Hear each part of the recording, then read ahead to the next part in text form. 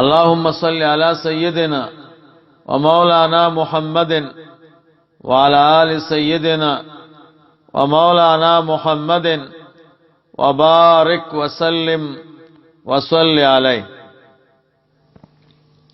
یو ملګری پوښتنه کړې ده، یو سړی ښځې ته 2 طلاق ورکړه. ښځې ورته وی وسړیا یو طلاق پاتې ده، اسنه چې بیا طلاق را نکې.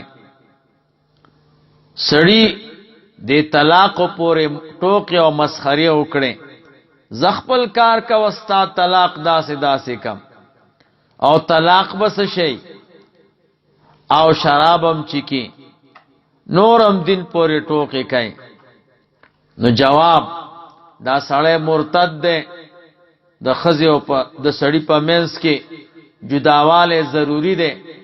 د اسلام او د دین د یو حکم سپکواله چې څوک کی ا مسلمان نه پاتې کیږي. دا مسله الفتاوی شرعی لیکل ده، اول جلد صفحه 1 او 8 ده.